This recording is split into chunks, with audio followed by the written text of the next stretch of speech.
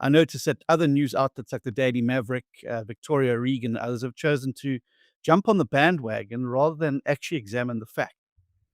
What is quickly becoming a story that's really a non-story, a breaking story out of South Africa over the past 36 hours, is related to the so-called blue light phenomena. Now, South Africans know this all too well as Europeans.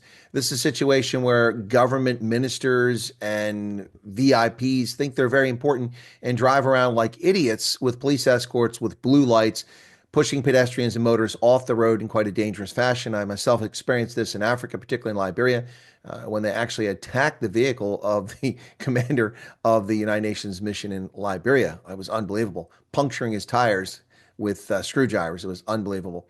But this is a situation that plays out every day in South Africa, and it puts people's lives at risk. These officials think they're special and privileged, and therefore people get angry with it. A comment in a press release from the Democratic Alliance spokesman, Willie Okamp, today. In their rush to let their fantasy get in the way of facts, ActionSA have left themselves exposed as hypocrites. ActionSA is an opposition political party that formed from former leaders of the Democratic Alliance, a party that they're criticizing here. Now, this sounds like a juicy story, doesn't it? In Parliament this week, ActionSA's Member of Parliament, Darlene James, had the following to say. While SAPS battles to equip police stations with basic vehicles, crippling its ability to combat escalating violent crime and leaving South Africans vulnerable, members of the bloated billion-rand cabinet live in a bubble of luxury and security paid for by the very taxpayers who are being forced to tighten their belts. Ouch! Well, what brought this on? Is ActionSA genuinely concerned about the state of police equipment, or is she just trolling the Democratic Alliance? Stay tuned to my analysis of this story, and then you decide.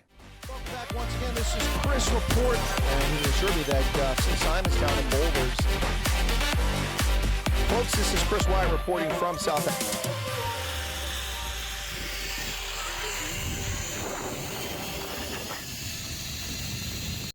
In a press release on January 8th, 2025, the Democratic Alliance stated that DA ministers inherited official vehicles equipped with blue lights, but that they do not use them. So how exactly did we get here? Political controversy so early in the new year. Ooh la la.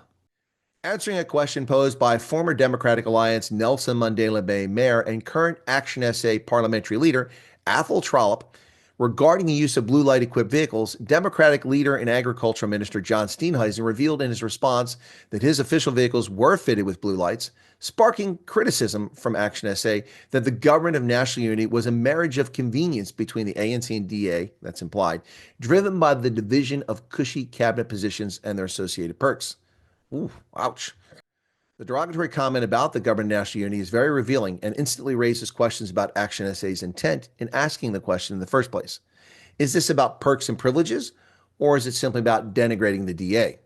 The obvious question is, why ask it of John Steenhuisen and the DA alone? The African National Congress occupies most ministerial positions and famously abuses the blue lights. Just ask Paul Mashatile and his gang of criminally abusive VIP Protection Service members who beat senseless and unconscious a member of the South African military for supposed transgression on the highway outside Johannesburg. Now, in light of Herman Mashaba's back crap crazy Twitter tirades of late, one could easily assume that this is yet another direct attack on the DA and not a call for accountability. The sudden white-hot breaking story breathlessly reported in the Independent Online, Times Live, and the Daily Maverick is anything but hot or genuine. In the span of less than 36 hours, the IOL has already published 5 stories out of a non-story. To be fair, I'm also getting a story out of it here with this video. When I read the initial story in the Independent Online, I immediately raised 3 questions, which I sent to them for comment.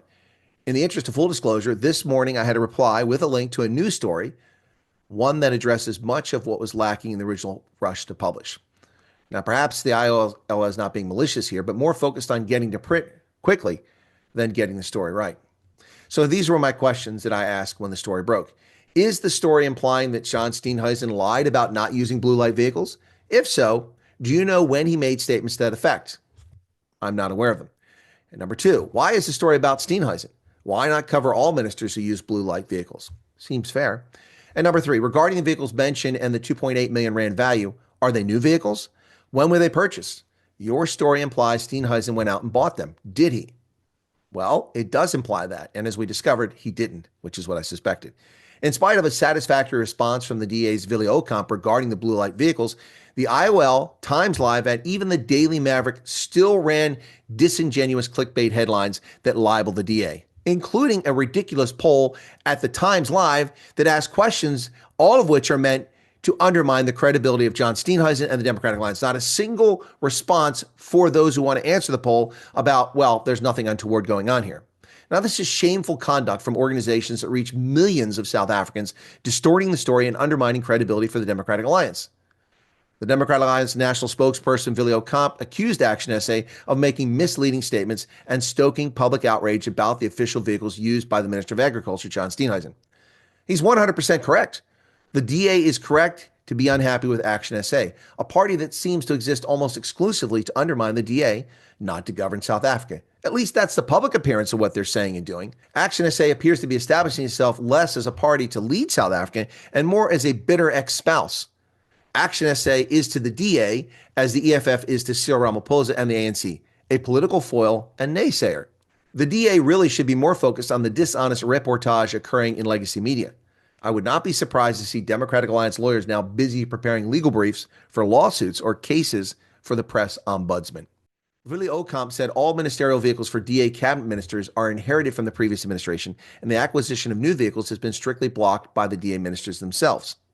Well, yeah, that's exactly the conclusion I correctly reached on my own yesterday. He also said, similarly, while all inherited vehicles are equipped with blue lights, DA ministers have made it clear that the blue lights in their official vehicles will not be used under any circumstances. Now, this is something we didn't know, but we suspected to be the case.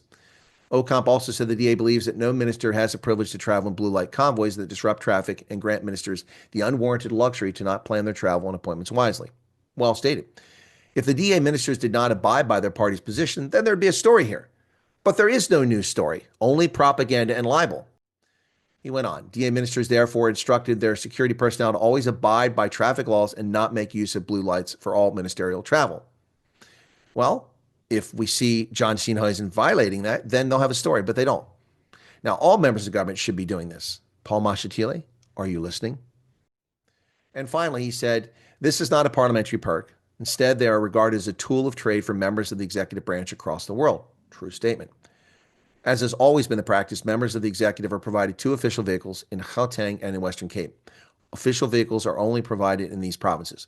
When they're executing official duties outside Gauteng or Western Cape, vehicles are hired by the respective departments for ministers to attend to the work, as it should be. And that's a very clear explanation. Those who work in the government should know this. Now, regarding the particular vehicles here, Willy Ocamp said that Steenhuisen used a 6-year-old Audi A7, which he inherited from his predecessor, Toko Didiza, who's now the National Assembly Speaker, and that has 135,000 kilometers on the clock, as well as a 7-year-old Toyota Prado, not exactly a big vehicle, Toyota Prado. It's not a Land Cruiser. He inherited from Minister Senzenze Zokwana, which has about 230,000 kilometers. Now, that pretty clearly explains the vehicles in question, and it also gets to my point. There's no story here. John Steenhuisen didn't go out and buy new vehicles and use them and abuse them. We have no evidence that he's driven around with the blue lights. So why is this even a story? It's ridiculous. This is fake journalism. This is faux journalism. This is sensationalism. Now, Willy Ocamp's final statement, as these vehicles are not the personal vehicles of the minister, they are specified by government legislation and handbook as both vehicles have been used by former ministers. They were both already specified with security features, the so-called blue lights. This is standard across all executive vehicles, including those utilized by provincial and local government executives. Exactly. Nothing to see here, folks. Done and dusted, finished and clear. What say you, South Africa? Happy New Year. All ministers, not only in South Africa, all members of executive government are provided with official vehicles to conduct their official duties. These are not for personal use.